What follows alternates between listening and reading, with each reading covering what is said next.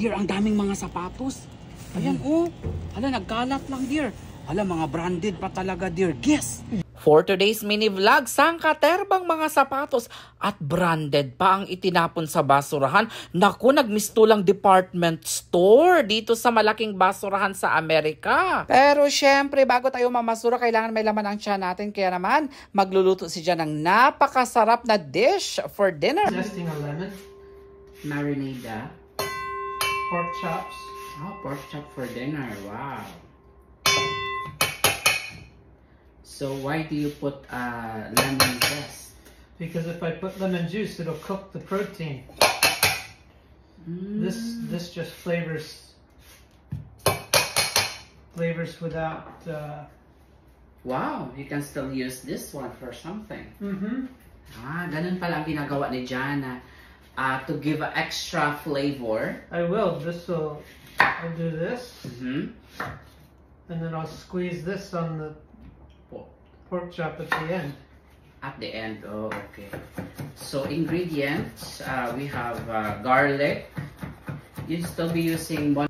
Bago tayo mamasura, kailangan may laman ang tiyan natin kasi mamaya ay dadive na naman tayo sa malaking basurahan dito sa Amerika.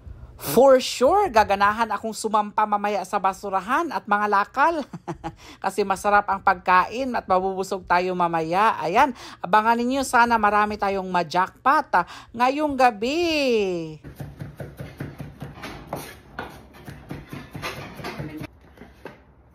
Olive oil. A little bit of salt. Not too much because I'm going to salt the pork chops too.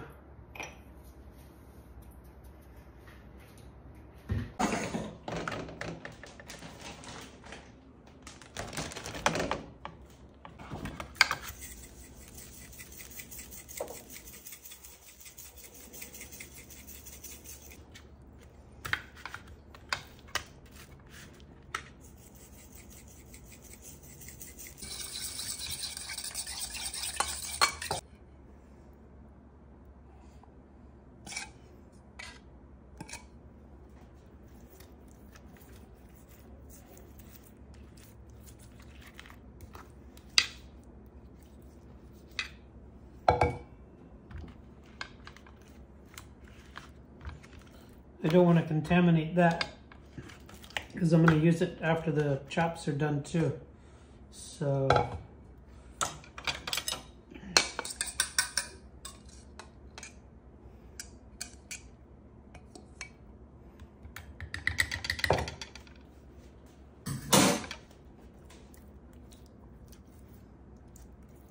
alam nyo, habang nagluluto si John, ang isip ko talaga ay nasa basurahan kung maka-jackpot ba kami ngayon gabi. At ang partner ng ating grilled pork chop ay ang broccoli. At iluluto ni John ito sa air fryer mamaya para maging crispy siya, guys. Oh, this is one of my favorites.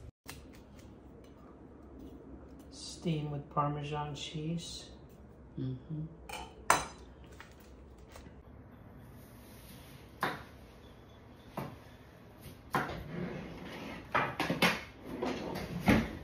Ito na yung broccoli natin, guys. Ito yung sauce kanina para sa ating grilled pork chop. Ilalagay lang ni John dito sa ating broccoli. And then imimix lang na mabuti. And lulutuin sa air fryer. Na put that in the air fryer na? Air fryer na lang pala ni John. To make sure it's very nicely mixed.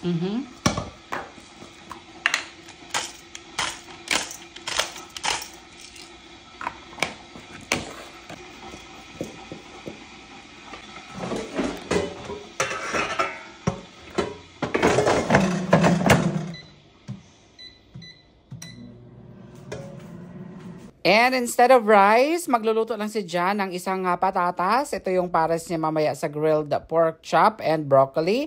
Lulutuin niya lang yan ng 5 minutes. At ito na, ready na tayo mag-grilled ng ating pork chop.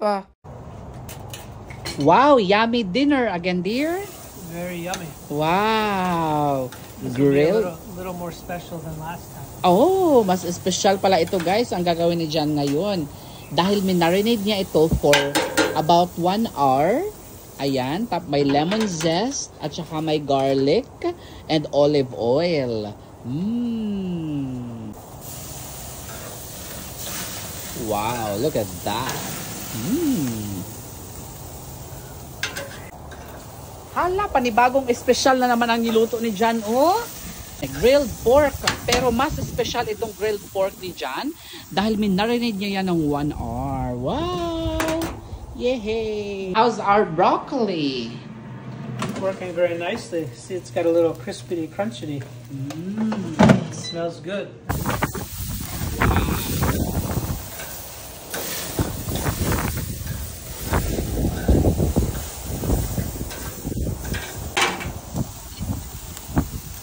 Espesyal.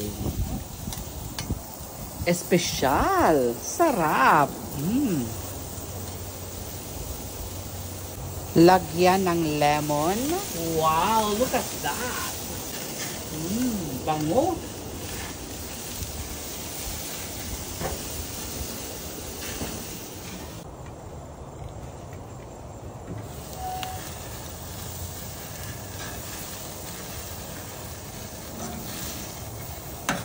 More.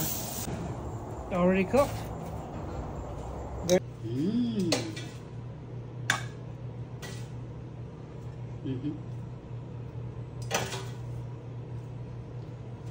One more. Yes, that's it. Wow! And then may rice din ako dito. So, No potato for honey. no potato for honey.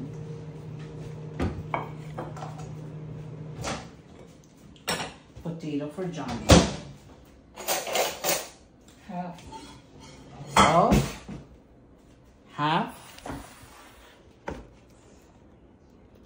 Half. Then half for me. Steaming hot.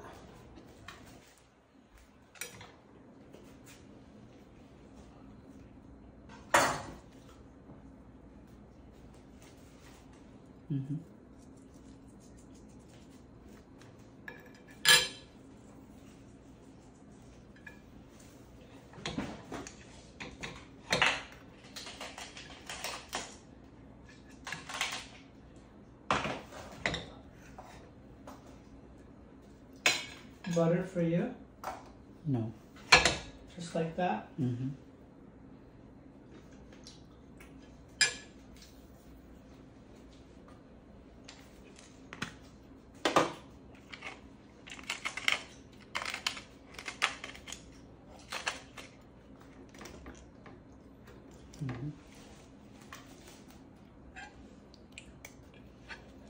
Wow.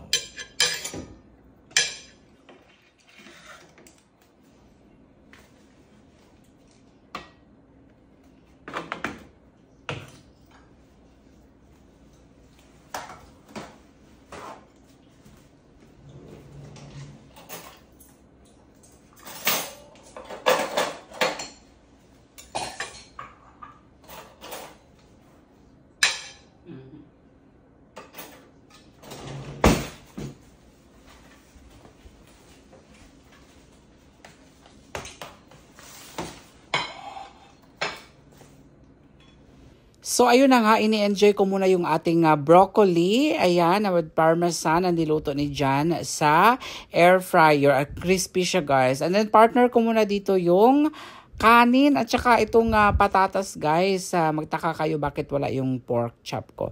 Kasi dinagdagan ko ng luto yung pork chop ko sa air fryer kasi medyo mamink-mink pa siya, guys. Gusto ko medium well or well done yung sa akin. Si John gusto niya medium rare. So, ayan, dahil medyo mamink-mink pa siya, niluto lang muna natin sa air fryer ng mga additional 5 minutes. Pero grabe itong patatas na ginawa ni John, guys. Simple lang, salt and pepper lang, pero grabe, masarap pala siya pag i-microwave mo lang siya, guys. At mas mabilis siyang lutuin kaysa ilaga mo siya. And then yung broccoli, panalo talaga siya, guys. Panalo. And ito na, after 5 minutes, ayan, luto na yung ating pork chop. And taste test tayo, guys. Ang tender niya, promise. Ito yung pork chop na nabili namin sa isang store dito na 6 na piraso for $9. So, malaking tipid talaga, guys. Meron kasi kaming bagong na-discover na store dito. Ito, 6 na piraso na ganyan kalaki. Ayan, $6 lang siya. So, dito na, kaya doon na lang kami palaging nag-grocery. Sarap talaga, guys. Pagkatapos nga namin kumain ni Jan, dali-dali na kaming lumabas para mamasura. Unang basurahan na pinuntahan namin, wala po kaming nakuha unfortunately. At sa pangalawang basurahan, 0 ulit. Pero hindi kami sumuko at hindi kami nawala ng pag-asa dahil sa pangatlong basurahan, swerte kaagad ang bumungad sa amin. Hala dear, there's a lot. Hala, nakita ko kaagad dear ang mga sandals. Hala, ang daming sandals dear. Wow. Don't forget that one. Hala, ang daming mga sapatos. Oh, hala, nagkalat ang mga sapatos dear. Hala, ang daming sapatos dear. Oh, hala, bakit nila itatapon itong mga sapatos? Talaga nga naman kapag hindi ka sumusuko ay may mararating ka talaga, o di ba? Ang dami medyo yung iba kasi mga nababasag, yung siguro yung mga Christmas decors, ayan nababasag. Ang dami pa ding hanger na nandyan. And then yung mga sapatos, titignan lang natin kung may mga pares sila kasi minsan yung mga tinatapon nila dito ay walang pares. Pero yung kapares niya itatapon nila it's either kinabukasan or the next day. Kaya dapat pabalik-balik ka talaga dito. Pero malay mo makaswerte tayo. Ayan, sobrang dami. May nakita ako, Guess, Nike, tag $27. And then mga branded talaga guys na mga sapatos. Even yung mga ganyan mga pambahay na mga slippers, slip-on. Ayan, ang dami, sobra nagkalat lang talaga doon. Syempre, tinitignan ko muna yung mga sizes nila. Ayan, at saka, teka nga, papasok na nga ako para mas mabilis. Hanapin ko nga itong pares ng Guess na ito. Hala guys, grabe, ang swerte-swerte talaga ngayong gabi. Basta sipagan mo lang ngayong pamamasura.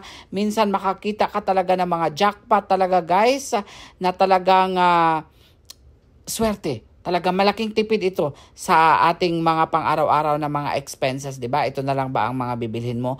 Ayan, sobrang dami, kalkal dito, kalkal doon si Johannes and John. Si John naman ang taga-video ko. I'm really proud of John kasi galing pa yan siya sa trabaho, guys. And then may second shift pa siya yung pamamasura namin. So, kaya love talaga ako ni John at talaga nga namang supportive talaga siya sa aking career. Wow, career talaga ang pamamasura ni Johannes. Ayan guys, so ipunin ko lang ito sa isang bag. Ayan, para hanapin ko na lang ito sa bahay ang mga pares-pares, okay? So, kasi pag nandito pa baka maabutan tayo mamaya ng mga iba pang mamasura or ng mga magtatapon. So, baka pagbawalan tayo or what. So, dalhin ko na lang to lahat.